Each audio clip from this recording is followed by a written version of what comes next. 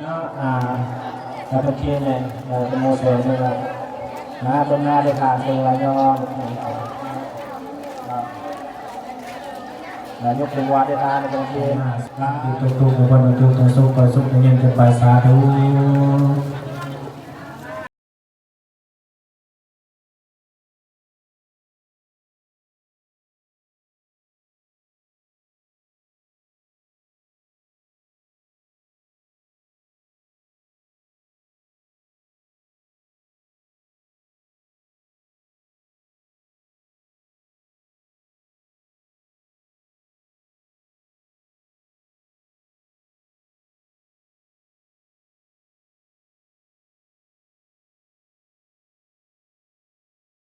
ที่ลงรับไปแล้วมาจวบจำมาเบาเด้ออาพรญาตินางพลใส่บาตรแล้วก็สุขีติคาโยโกภวะอภิวาทนาสิริสนิจังพุทธา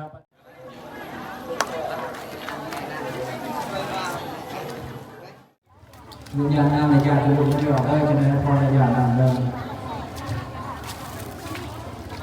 ซองรับแนวมาเลยนะครับ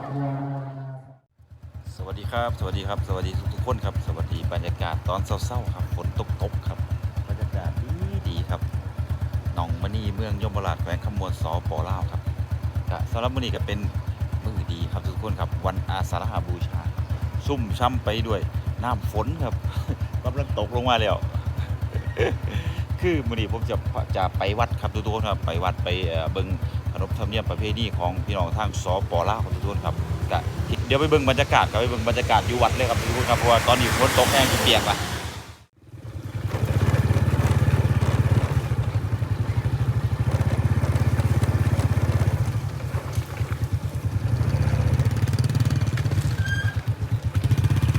วัดศรีบุญเรือง300 เมตร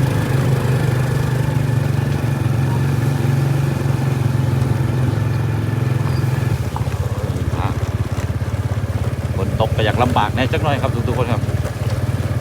อยากลำบากนิดนึงฝนตกขวาเด้อ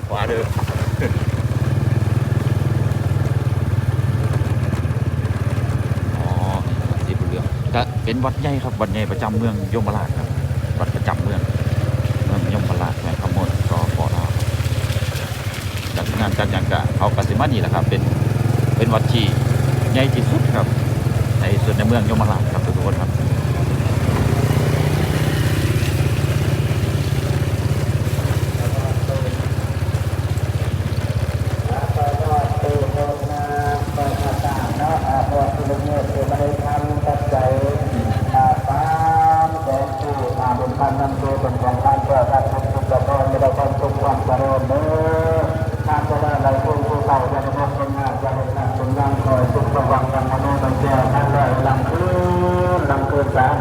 คนกระดกกระเดีย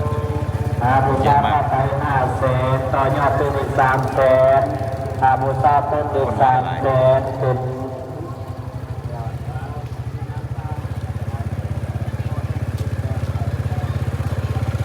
รวมยอดครอบครัวพลสุรเยศ1,100,000 กีบอนุโมทนาสาธุเลยจับเคละเดียวมาจับสาธุสาธุนางกายติวรังอุทานิสาธุอุทิศเอาเลย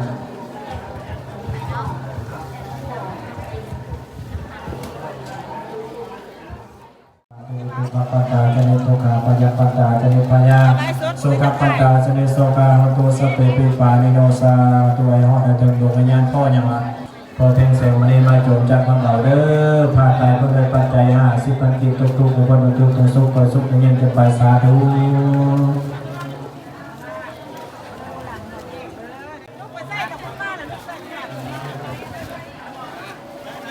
มาสุดที่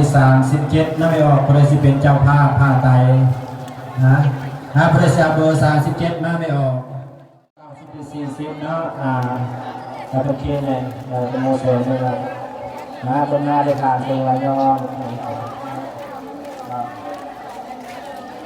ยกเป็นวัดได้ทานในเป็นเคียน ล่าสุดที่39ครอบครัวไปออกไก่บ้านยมราชเหนือผ้าไทย1 สุด1 แสนกีบต่อยอดอีก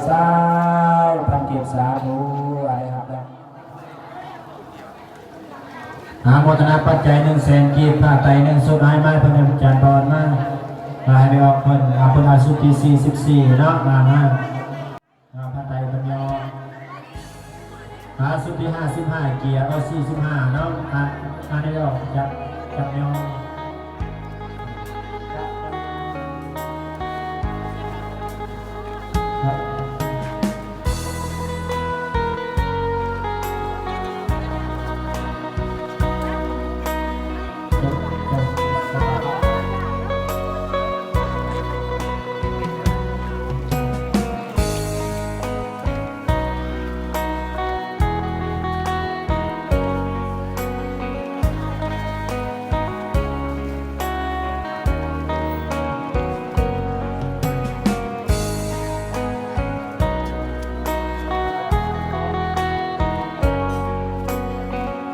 สุดที่4546เนาะเพื่อสิเป็นเจ้าภาพ46ให้น้อง46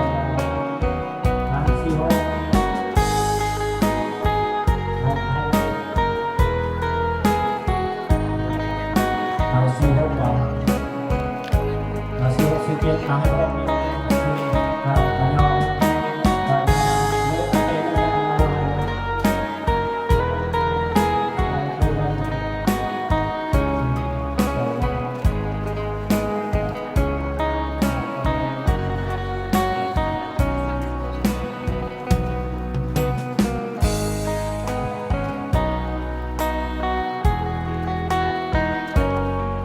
มาศรัทธาครอบครัวพ่อสีเม่งนะสีเม่งถวายผ้า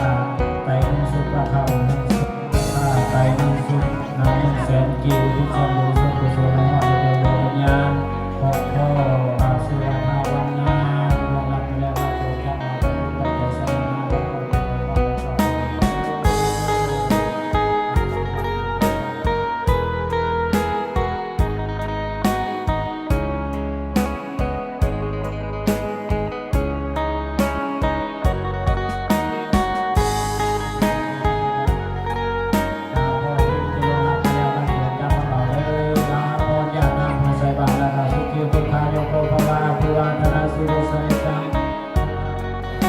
าใส่ได้บุญหลายอยู่บ่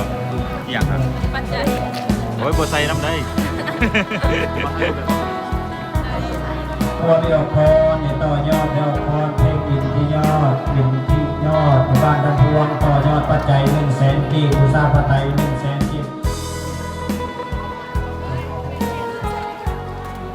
คนดังก็มีคนเอาถ่ายภาพ เพราะว่าสมทบเพื่อนการมุ่งหัวแจกของเราเนาะสั้นที่2มูลค่ามุ่ง50,000เนาะ50,000ปลายเนาะ50,000ปลายเดี๋ยวนี้กับผมคือ50,000ตะกี้ถ้าไปออกเนาะ50,000ตะกี้แล้วพอฟังอาจารย์คือสาธุเอมังไตนาจิวรังปัตยาธนาอาภิธานิสาธุอภิธาตุเยวันโนสุขังภาราอาญานังอาญังกะโพรันตินาตินาสังฆังยโสปะเรเตเตเตการตัง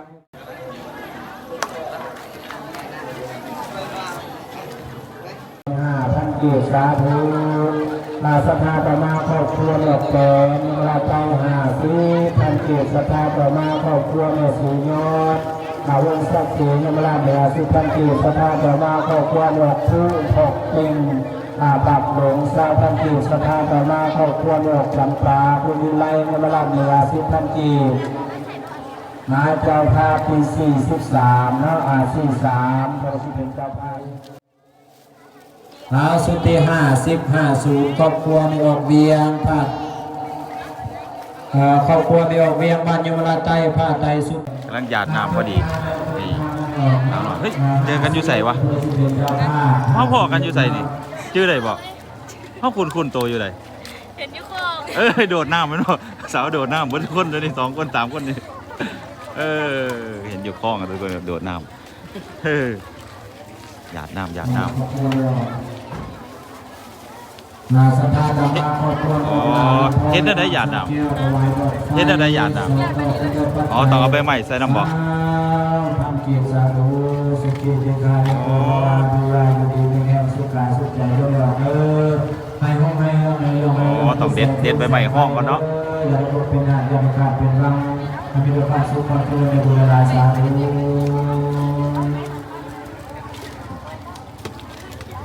ยืนยันหน้าในญาติลูกไม่ออกได้จะได้พอในญาตินำเดิมสองนัดแนวมาเลยอาคาครัวนาสัพพะสุขี ฝนตกครับทุกคนครับ อยู่บ้านอยู่เมืองจะค้าขายใจดีๆไม่แย่งทำไม่รู้ให้สู้ไปใส่ซื้อได้ใครบ้านอยู่ดีไม่แย่งสาธุ ยัง 5252เนาะทำแรงอยู่ ใส่บาตรไป เดี๋ยวมีคำพระราพยานัมปุถปัตตาจนิตุกาปัญญปัตตาจนิปัญญาสุขปัตตาจนิสุกาวันตุสเปปิปาริโนเว ฝนตกครับฝนตกมาแล้วก็อยู่บ่ได้ครับบัดนี้อยู่บ่ได้แล้วครับเอาไปก่อนครับบัดนี้นี่คนก็แตกเบิ่มๆไปเบิดละ มาเด้อ5 ฝนมาไปเบิดละครับทุกคนครับ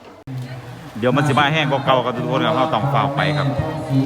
คนก็เริ่มบางแล้วเพราะว่าเขาเริ่มใส่เขาฝ่าใส่ฝ่าเมื่อครับเพราะว่าฝนมันตกครับทุกคนครับ 6